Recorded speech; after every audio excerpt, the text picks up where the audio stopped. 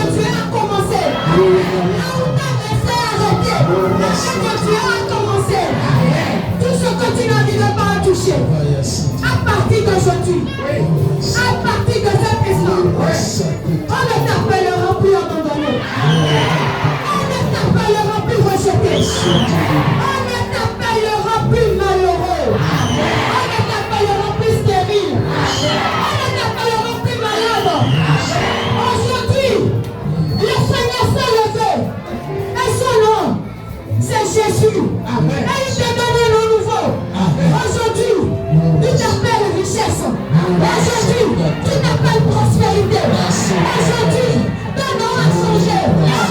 Ton nom est devenu le roi. Seigneur,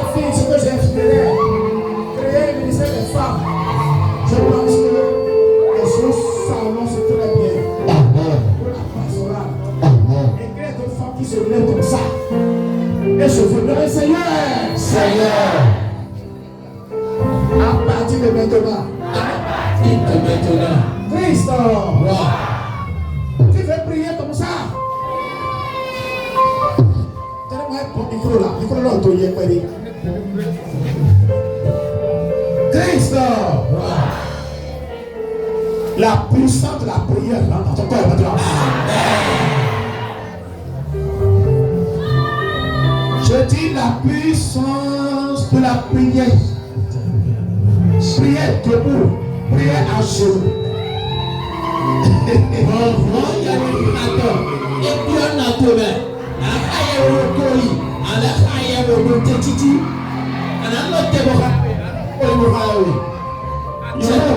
Nous attend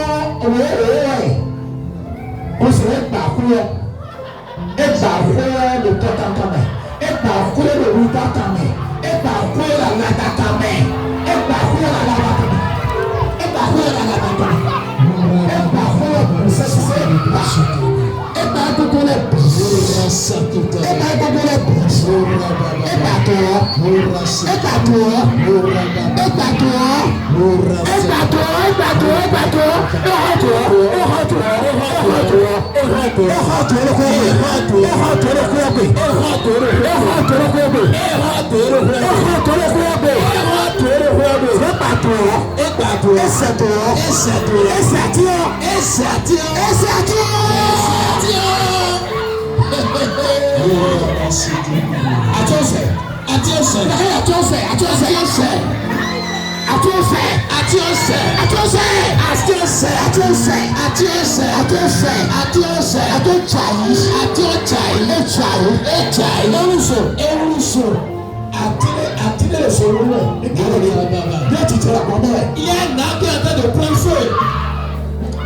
on serait deux fois, toi, sur le montagne. Il a brisé la lame. À partir de Paracou, Undali, Niki, jusqu'à Dali, la fille est dans la région là-bas. Elle a tiré elle a coupé l'arbre de Naki Tengo. Elle a brisé l'arbre. A tiré là-bas, a tiré. Il est l'arbre qui a pris feu. Là, le Seigneur, a tiré à dehors. Atire esse tatoro. Esse fotorazione. Ils ont mis l'utérus Essaye le touriste comme à Tion. Essaye le touriste comme à Tion. Essaye le touriste comme à Tion. Attention,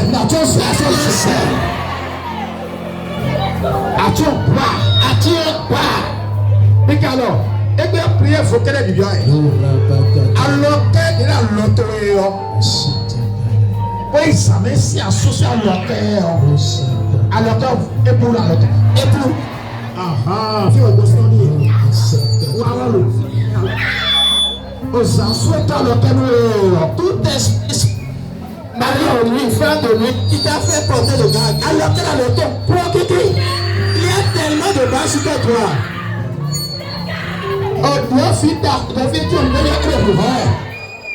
Il y a des gens qui tombent parce qu'ils tombent le cœur et toi tu es comme lui.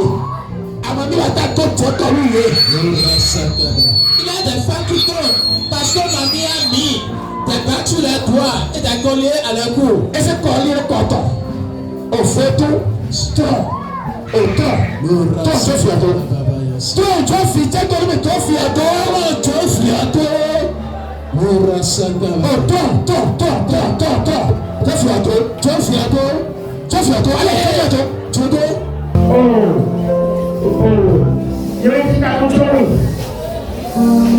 J'ai envie de prier.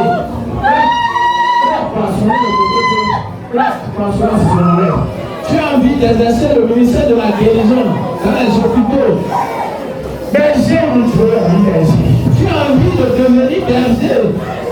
Et bergère. Dis, je reçois au nom de Jésus. Je reçois au nom de Jésus. Je reçois au nom de Jésus. Je reçois au nom de Jésus. Attirez la batte de Jésus, la tout le monde dans le nom de Jésus. Alors, regardez encore. Aujourd'hui, ta situation va changer. Ton nom va changer. Ton prénom a changé déjà. On t'appellera la bien-aimée de Dieu. On t'appellera l'épouse du Saint-Esprit.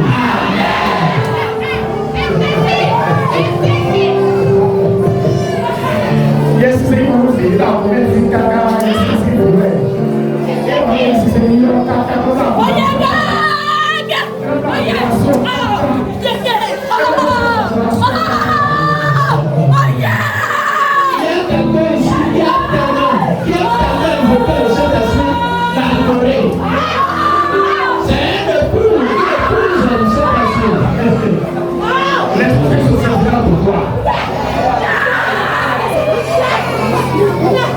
Seigneur,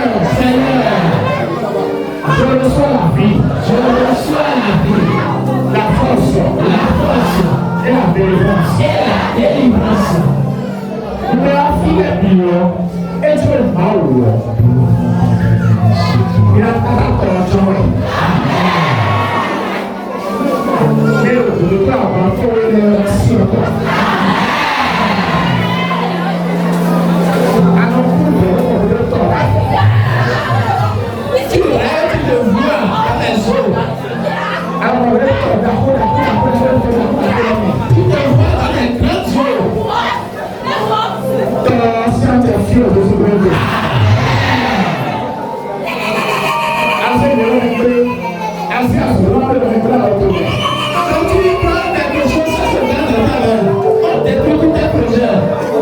Alors, par la grâce de Dieu, à sortir les bilets de l'autre.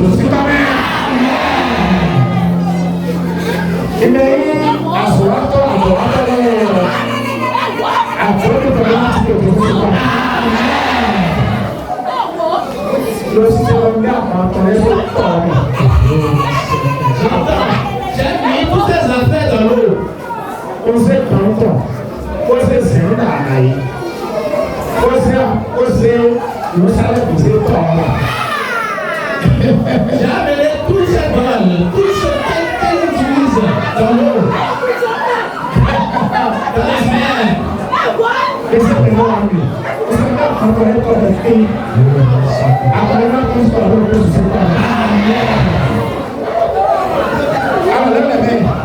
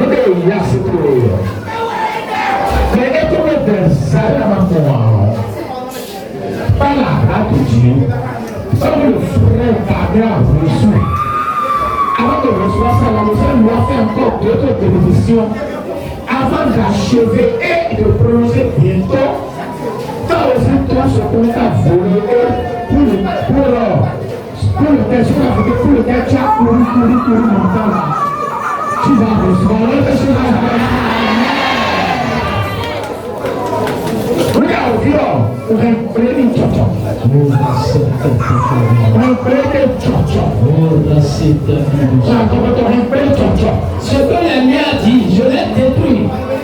C'est de tout ça processe. Détruit la vie de son enfant. C'est de son mariage. Tout est procédé au nom de Jésus. Il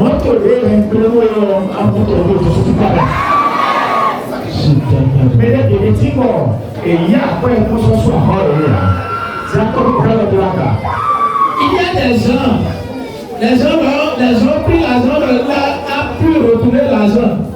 L'État met maintenant pour les recevoir. Après, ils pensent pas, mais toujours après tout le monde, parce que après ton parti de l'idée, après la saison, ici après ton, il va après ton essai. On t'a tellement volé de l'argent. Il y a des problèmes d'argent que le diable a provoqué. À quoi si à niveau kéké, mais au niveau soignement. Promesse après, tu as ce que vous avez bloqué, à ce que vous avez bloqué, et là, tu peux aussi parler. Amen. Vous le rentrez à mon avis. Amen. Alors, mon avis, il faut aussi parler. Alors, parfois, tu aussi parler. Amen. Un grand village de Jésus permet. Un grand village de Jésus permet. Alors, oui, alors, on peut le nommer. Alors, tu vis à travers le Jésus permet. Jésus permet. Dans notre corridor, quand il y a ton nom, la vie ça y est peu. Là, il a fait un tir à votre nom. Après ça, on va vous le toucher comme Donc, nous tous ensemble, est-ce que nous sommes dans enfin, assez de produits à monter le même prix, assez de produits pour monter le même prix, assez de produits à l'extérieur, la refus de produits à la assez de produits aujourd'hui stop. Et on trouve dans le monde de Jésus. Après, nous aussi tombés. Qu'est-ce que nous tombés? Amen.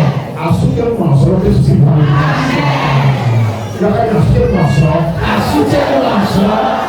allez-y. Toi, allez-y. Allez-y.